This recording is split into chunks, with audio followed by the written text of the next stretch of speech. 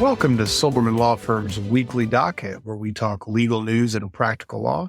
Today is September 26th, 2024, and I'm Phil Silberman, owner of the firm and your host, and I'm joined by my co-host, Austin Black, in our Dallas office. How are you doing today, Mr. Black? I am doing great. I'm glad that the weather is starting to cool off here finally. Late September is about time. Good deal. I'm noticing that there appears to be a smoke detector missing in your background. Is that what that is? Is the smoke detector gone? That is correct. So last night it started beeping and I am waiting on them to replace the battery in that one. I've removed the battery. It's sitting on my counter. Yeah. Well, what time last night did it start beeping? What time did it start beeping? Yeah. I'm not sure. Because mine always, when that happens to me, it's always like at 3 a.m. Oh, no, it wasn't. Thankfully, it was not like while I was sleeping. I've had that happen a few times in the past, and that always scares me so much. But no, this was like, it was sometime like between 7 and 9. So that could be an entire rant and rave section in itself, is because I believe that smoke detectors are designed to beep at the appropriate interval to where you can't sleep at the most ungodly hour. Inopportune time. Apparently mine did not come with that design feature. So yeah. You're very fortunate. Very fortunate. Regard. Yeah. All right. What's on our docket today, Mr. Black? Okay. So first, we're going to be talking about a large rental house owner who has to pay $48 million to the FTC for unfair tenant practices. And then the New York Mayor Eric Adams was indicted under bribery charges and other corruption charges. So we'll talk a little bit about that and why it's interesting. Then we'll move on to our legal question section. I'm talking about first, can you sue your mover for when he loses or damages your property? The answer is probably, but we'll talk a little bit more about what that looks like. And then, do you need a license to be a hard money lender in Texas? We will also tell you what hard money is. It does not mean money that is like firmer than other money, not like old dollar bills that have gotten a lot of liquid and are solidified. No, it's not that. That's something different. And then our rant and rave section, we'll be talking about the housing crisis, why it's still there, why it can't seem to be fixed, and our opinions on it. And just a teaser, I'm going to make a proposal that's going to fix the entire housing crisis in the United States. Oh, okay. All right. Sounds good. At the end of the show, that's a teaser for you. I have a plan. Unlike some of our candidates that are running, I have a plan, an actual plan. All right, well, let's get started with our legal news section. And we're talking about Invitation Homes. And they're actually the largest single family landlord, or one of the largest single family landlords in the country. They were just popped for $48 million. They settled, paid the FTC, Federal Trade Commission, for deceptive business practices. The allegations, and what this company does is they own a bunch of single family houses across the country, like rental houses, right? And the allegations against them that they were being deceptive and dishonest in their security deposit accounting. That's when a tenant gets their security deposit back. They're supposed to get an accounting back, and it's supposed to be they're supposed to be charged fairly for things that they actually damage. Yeah. They were accused of hiding fees. So when they advertise properties or rental homes for rent, they would advertise one price, but it would really be higher because they had a bunch of fees. Yeah. And they were also accused for just general slumlord stuff, failing to maintain the property. Now, all of these things are bad. Don't do them. They're bad. They're bad things. I have not rented a house in a very long time, or I've not been a renter in a house in a very long time. I own a property management company, so we do a lot of security deposit accounting. We try to be fair with people. So next week we're going to hear about Silberman Properties getting popped for $48 million, right? No, I hope that's going to be a really depressing show if that happens. Now, fortunately, Silberman Realty is not getting popped for deceptive security deposit accounting practices. But here's how that works. And we don't do too many cases on security deposit accounting. The idea, at least in Texas, is that you're supposed to send an accounting within 30 days back to the tenant. Yep. And you're only allowed to deduct for normal wear and tear.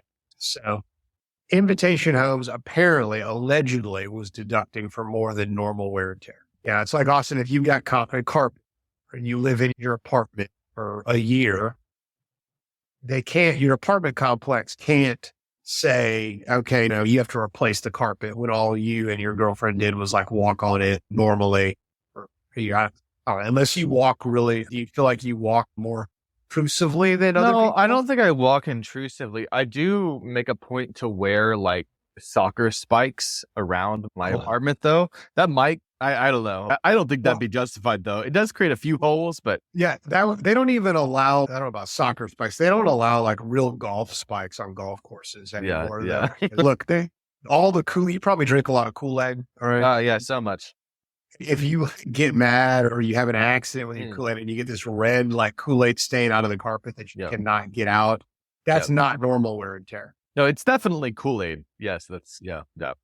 So you can only deduct from normal wear and tear. Invitation Homes allegedly was deducting for more than that. Okay, replace the carpet and the carpet was okay. Stuff like that. So you have to be fair when you do your security deposit accounting. And we have laws in Texas for when a landlord in bad faith withholds a security deposit or doesn't do accurate accounting. So the FTC, they made those threats. I think this was one of the first major actions against a single family landlord. The Biden administration is really aggressive on some of these enforcement actions. And the temperature is really high. People are mad because housing is so expensive. And that's why there's kind of some crackdowns on this kind of stuff. So they're probably also high because the temperature, actually is high, which increases people being angry. Climate, yes, with climate change. We have high actual temperatures and high temperatures and it's out there. All right, hidden fees. Tell me if you think this is kosher, Austin. Okay.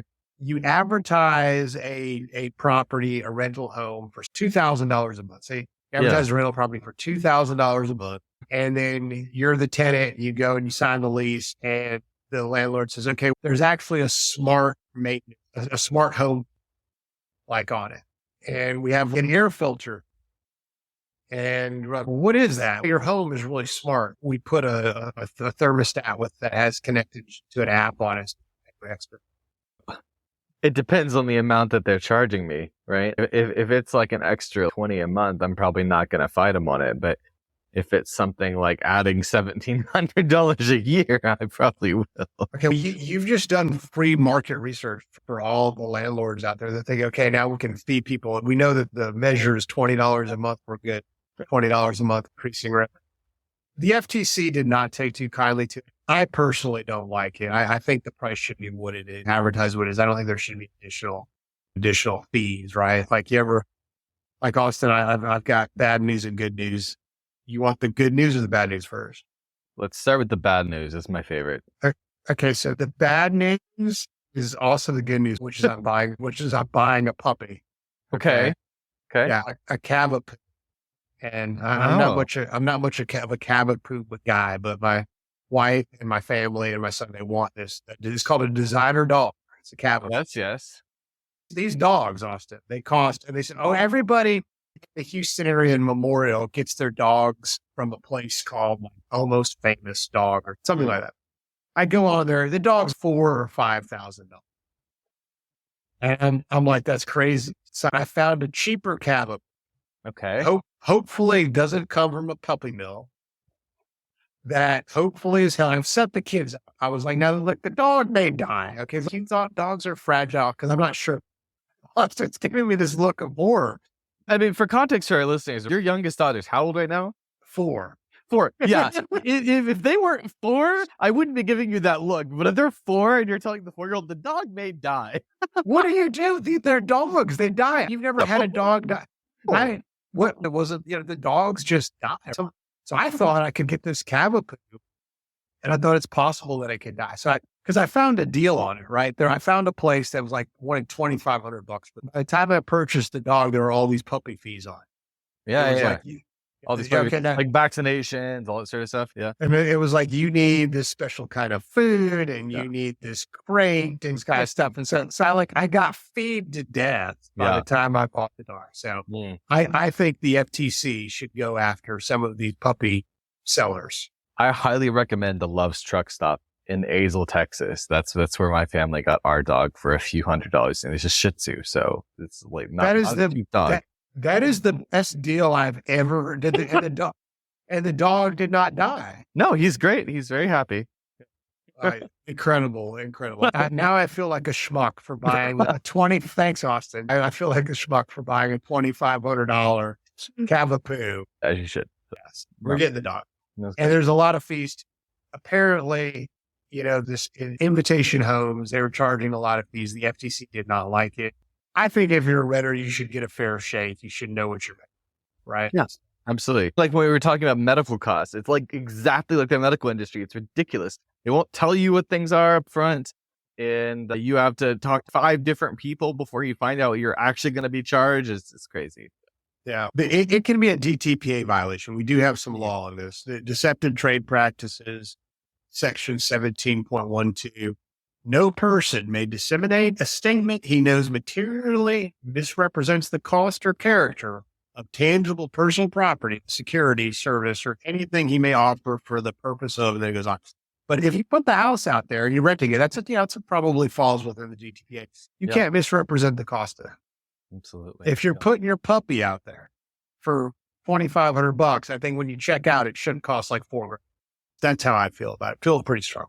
I think the tenant's got a bad deal on this. Or if you advertise it as a Cavapoo and it's actually a Cavabull, right? Yes.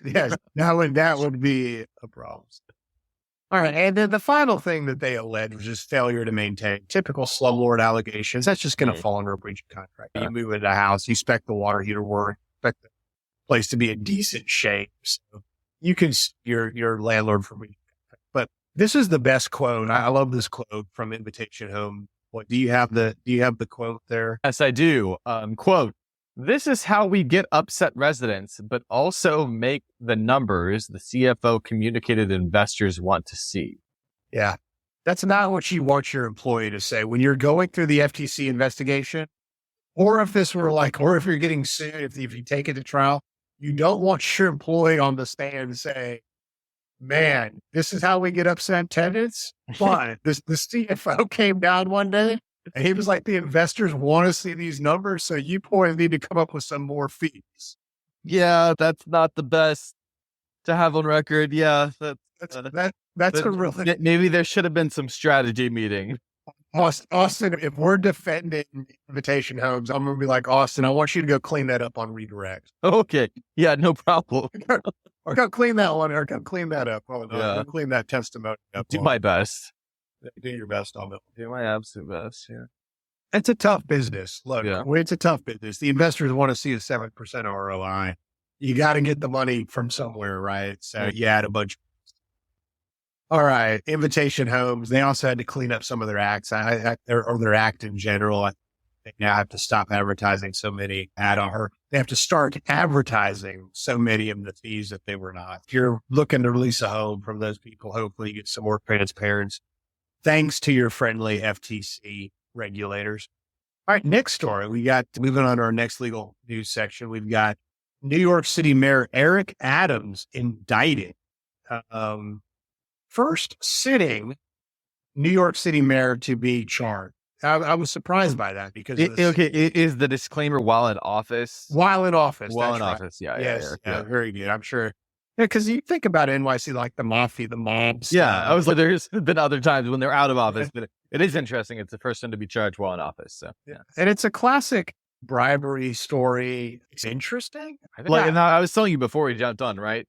Like whenever a prominent public official is indicted with something, I always am just like, wait, okay, what party was it that was in control of the indictment? And if it's their same party, I'm like, yeah, you know what? There might be something there. So yeah. Eric Adams started out as the president of the Brooklyn borough, right? Yeah.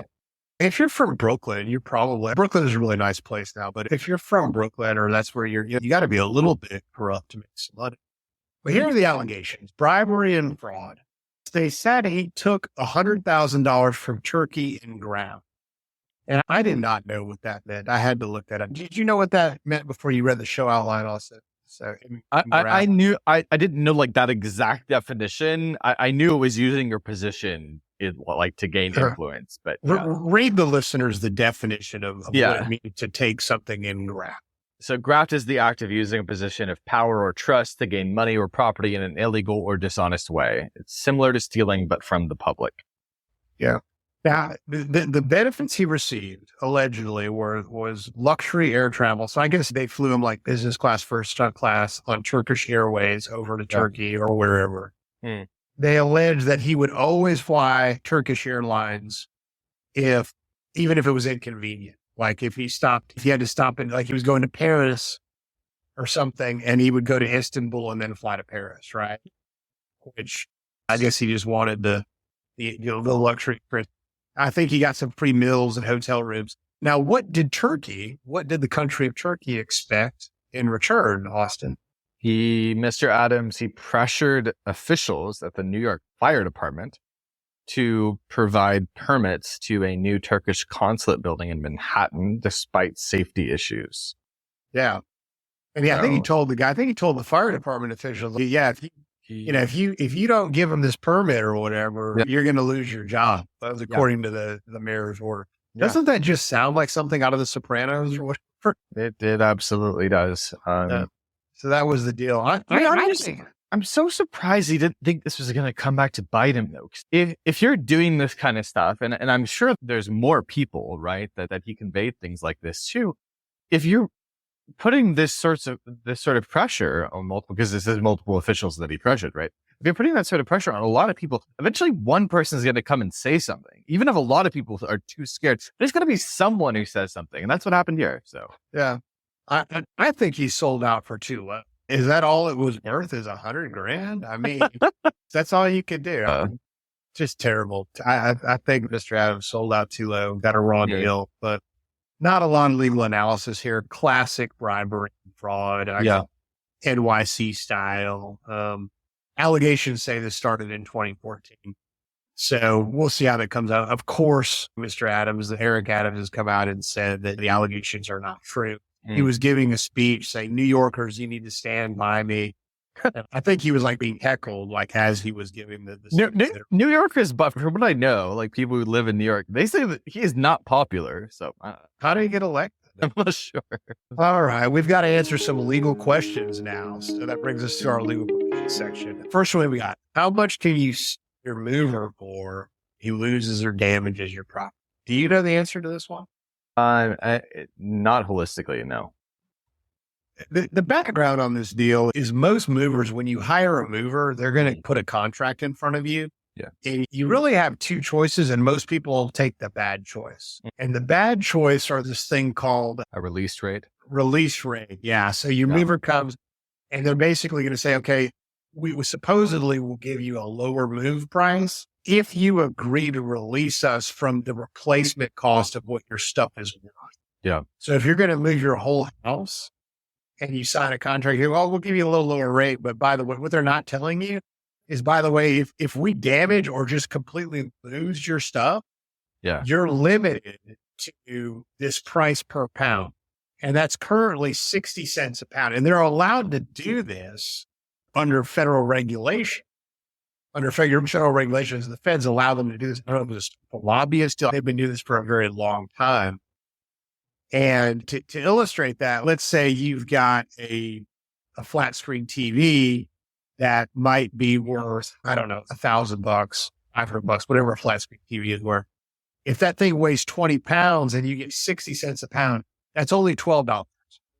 So they're going to compensate you $12 for that flat screen TV, right? Yes. That's a bad deal.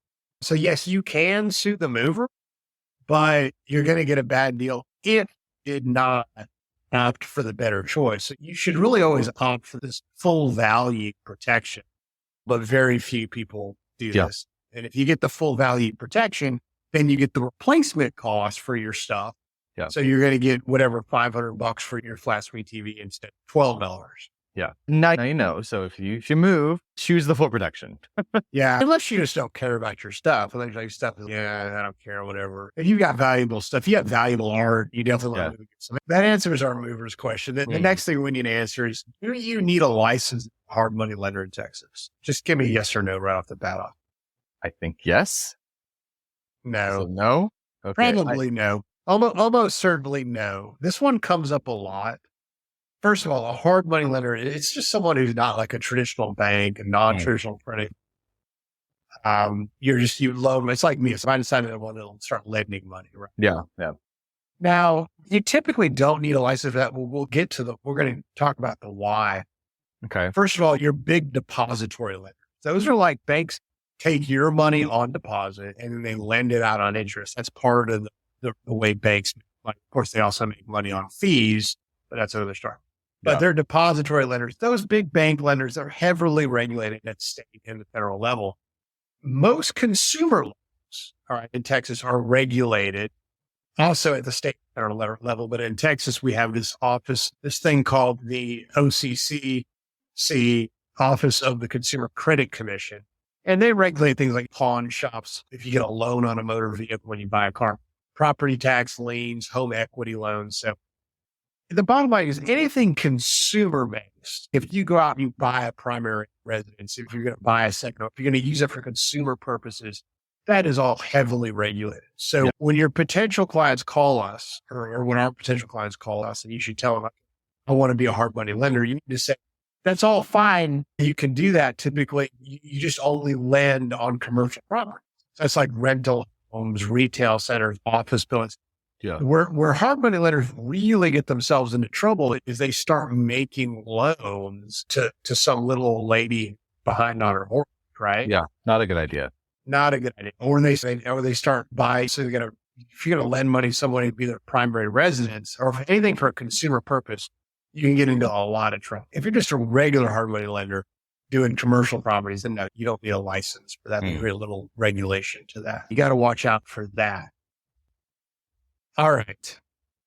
That brings us to my favorite part of the show. What are we talking about today in our rant section, Austin? The housing crisis and how you want to fix it. Why can't we fix it? And what's wrong with it, right? But I want to ask you some questions first, because I would say you're a youngish millennial. Do you have any interest in buying a home? Not right now. Not right now. Why? Is that just a personal thing, or do you think they're too expensive, or? Too expensive at the moment. Maybe we'd eventually buy a house, but we may be moving to the Pacific Northwest, right? And if we're in like the Seattle, Portland area, no, we're not buying a house. Very expensive. Yeah, very expensive. There's not a lot of sunlight there either in the winter time. I mean, I like rain, but that's just me. Look, housing is very unaffordable, but here's the problem. And I did a lot of research on this piece, and some of it was based off a thing, I think the Daily podcast, and I think the New York Times podcast. There's been a lot of stuff in the Wall Street Journal about this. It's all over. Yeah. Normally they copy us, but we're doing the other way around. There you go. The cheapest home, and I was actually on the phone with builder friends and talking to builders, and I was looking at KB Home websites and builders all around Houston. The cheapest home you can buy in the Houston area. And if I say Houston area and you're in Texas and you're in a Sunbelt city, you can plug in like far suburbs of DFW, far suburbs of San Antonio, far suburbs of Austin, like where, or if you're a listener in Arizona, it's similar metric. The number will be similar. The cheapest home you can buy in Houston right now, by a builder, new construction home, is about $200,000. That's a 1,200 square foot house. That is a tiny house. That is really no. It's not an actual tiny house. To be clear, those are different. But yes, we're talking about real houses, right? Real houses. I'm not referencing now. It's a small house. Yeah. I'm talking about Austin. No brick on the outside, like hardy plank, and it's probably not even Houston. It's probably like closer to Conroe or like Leaks, or like way far out there. And those places are like an hour and a half drive from. So the cost per month to own the $200,000 house is about $2,200 per month. And that's for perspective. Austin, are you going to be embarrassed? I can edit it out if you don't want to say, but would you be embarrassed if I asked you how much apartment rent you pay? No. How much do you pay for apartment rent? Yeah, my apartment rent's about $1,400. Okay. Yeah. The cost of that's a really good example, Austin, because you live in probably a nicer area of DFW. Yeah. If you wanted to own a home, you would be in a really, what I call like a suburban ghetto. These, in my opinion, I have to say, in my opinion, I'm not knocking new home builders, okay? But by the time these new home builders sell these low-end communities and they sell out, it ends up being a suburban. Yeah. So if you want to own a home, you lease a really nice apartment for $1,400 a month, or you can pay $600 more a month and you can live in what's about to be the hood in 2 or 3 years. Right. So how is this a good plan? Is that if you don't need the space that a home affords, and like, why would you do that? Well, it's all, you get a yard, but that's only 1,200 square feet. You get a yard that you have to maintain, or the HOA comes and tries to foreclose on your property. Yeah. I can't put my neon signs in the yard if they get mad. No. The interest rates are at like 6.6%. The property taxes are out of control. I mean, we pay like 2% property taxes. The insurance costs in Texas, I'm like ranting. This is why the rates are good. Insurance cost in Texas is out of control. Crazy. I have a slightly different living situation than you do, but my property, I live in a very nice home, but my property insurance in Texas is almost as much as your rent, just for my insurance. Yeah. It's out of control. Yeah. Then you have this thing called PMI, private mortgage insurance, where you have to pay this. If you don't, you're putting such a little down payment on because you can't afford to put a $50,000 or $60,000 down payment on, and HOA fees. All right. And then you've just got the principal and interest. And that doesn't even include like stuff Austin was talking about, like mowing the yard and then repairs and maintenance. So how much money do you think you need to make to afford a $2,200 home? The metric we used in the last 50 years, do you see that data, Austin? You tell our listeners about? You should make about 3 times your monthly housing costs. And what's that work out to there? 80,000. Yeah, 80,000. You need to make $80,000 a year to qualify for that home, most likely. The $200K home, to be clear. Yeah, the $200,000 home. And that's really to not be house poor, you need to make about $100,000. Yeah. So it's out of control. Let me put this in perspective. We just said that you need to make $100,000 a year to really comfortably afford a $200,000 home. Austin, what data do we have? What is the median household income in Houston? I think it was 2022. But right now, what's the median household income? It's about $34K. 34K. By the way, Dallas is higher. Yeah. 37. Sure. It's about 37. Yeah. There you go. I think that $3,000 still isn't going to get you there. Probably not. So why are houses, and it's people saying it's the interest rates. Oh, and the Fed just lowered 0.5 point. I'm going to tell you, people, the interest rates are not helping. Lowering the interest rates, even if they go down, it might help a little, but it's not going to help. And in fact, they may actually make it worse because the well-qualified buyers that were on the fence, now you're putting more demand in the market. Don't look for interest rates to say, oh, there are all these realtors. I've got a lot of realtor listeners, a lot of realtor friends. And these interest rates are going to say today. They're not, people. These interest rates are not going to help. So, now, the bigger problem is we just have not built enough houses. You were not thinking about these things in 2008, Austin, probably, but when the financial... I stayed up very late with, it kept me up at night when it was in 2008. Yeah, when I was 12, it just really hit me. Well, I was out there duking it out in 2000, trying to stay in business when things got really bad. Yeah. And the housing construction, new home construction basically stopped in the United States in 2008. And we really have not built enough since then. Yeah. In fact, data shows as of 2022, we are short 4.5 million homes in the United States. How much we're short by. Jeez. So Austin, why don't we just build more houses? That's the easy answer. I just get all the builders together. I'm going to call all my buddies. I'll tell you, because builders are trash. Builders are so trash. Look, don't beat them. This is I'm sure there's some good builders. Okay. Us being attorneys, right? Like we always interface with the terrible builders, right? And influence doing them. So I know that I'm biased here, but yeah. We have a lot of builder clients. I have a lot of builder friends. So we're not going to edit that out, but Austin was talking about all the builders we don't represent. All the builders we represent are great. To be clear, all the builders we sue are terrible. Yeah. And we do, as attorneys, we get really jaded because we see all the bad builders, Austin. They just can't build them cheap. You can't do it. And I called up a builder friend of mine. He was nice enough to talk to me. And we were talking about, he was like, Phil, even if I were to find like the cheapest lot I can possibly find, a lot has to be developed. Yeah. You can't just, you go out, you buy the land from the farmer, Austin. There's a meets and bounds description. Buy the land from the farmer. There are businesses out there.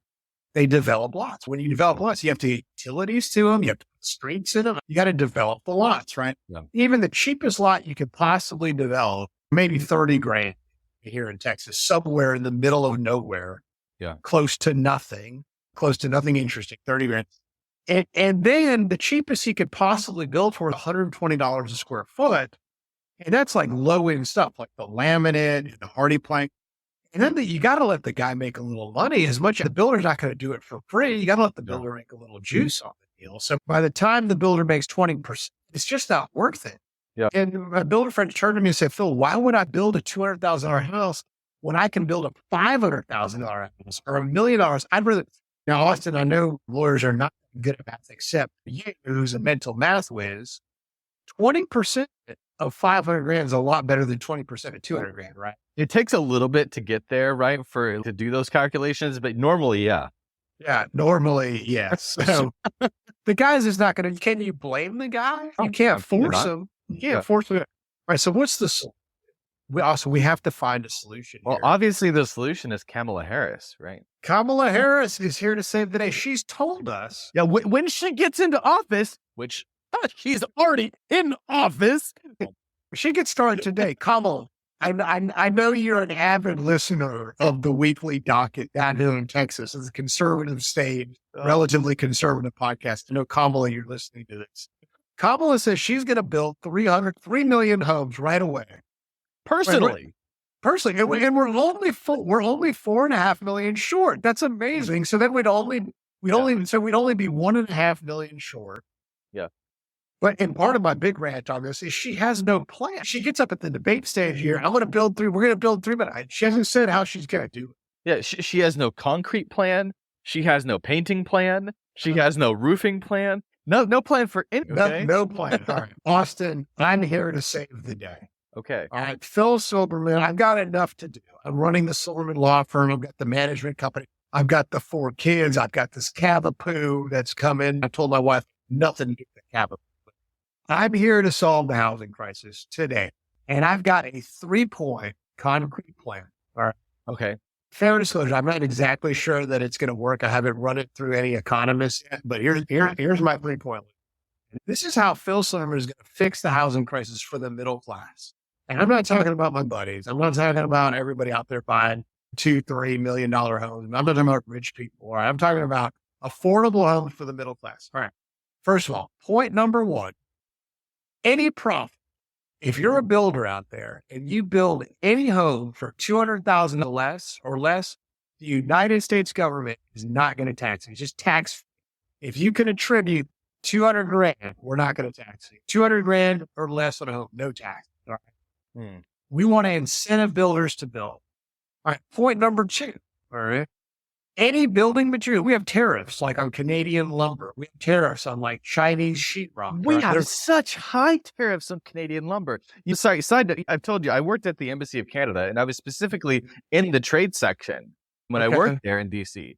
And one of the biggest things I did there was try to negotiate with congressional offices and lobby Congress people over these tariffs related to lumber. Anyway, Austin was doing, you were doing good work. I was doing the work. We're going to put you back on it. Canadians, if you're out there listening to me, keep your maple syrup, keep your hockey, but we need your lumber. No tariffs. We need your lumber. We need your dairy. We need your medical products. All those. Yeah. Okay. This is the medical and dairy is outside of the scope of this one. Right? Unless you can show me how medical or dairy is going to be a building material. No tariffs on building materials. All right. I want to flood the United States with cheap building material. Okay. Now, that could be a net bad thing if you happen to be a U.S. lumber mill. I get that. Or if you're a U.S. manufacturer of products like Windows or something like that. I get that, but not everybody can win. All right. So I guess I'm going to lose the vote. Windows, not everybody can win. Yeah. I didn't even see. Except for Microsoft, yeah. Okay. Yeah. We're going to keep going with those puns. All right. My third point is any skilled labor, trained plumbers, electricians. If you're a tile guy, a framer, you get expedited visas in the United States. Ooh. Because he used to be an immigration attorney, Austin. You think that was going to be okay? I'm not so sure if USCIS will like that. I don't care what they like. If I'm elected president, this is what's going through. And they haven't quite figured out how we're going to vet the guy, right? Like he shows up on that's the thing. Like USCIS complains now about the influx of visas they have. They have the expedite visas for every. And trust me, I am not trying to make things easier for USCIS. I'd like to make things as hard for them as possible. I hate them, but I tell our listeners what that is and how that works. Tell her. USCIS is the institution in the federal government executive branch that vets visa applications and green card petitions, things like that. And they're different than ICE. People think of ICE a lot, right? They're very different than ICE. ICE actually does the enforcement of things like on the border and stuff like that. But USCIS are the ones you send in applications to. So, okay. Yeah. They're going to have a little more work when I'm done with it. My first point is, again, zero profits for builders building under $200,000 homes. Point 2, no tariffs on building materials. And point 3, expedited visas for any skilled labor building houses. And that point 3 is the biggest one because my builder friends are telling me that's most of the actual cost in the house is the cost of it. Got it. That's going to fix the housing prices, although I'm not exactly sure about that. That brings our show to a close. I've been your host, Phil Silverman. Austin Black is my co-host. Like us, follow us, review us wherever you get your podcast. Nothing in the show is their legal advice. It's all been written. If you have a legal question, email us, info@silvlawfirm.com. That's INFO. Silv, SILV like boy, lawfirm.com. Say you want it publicly answered in the podcast. All right. Everybody have a great week. Thanks, guys.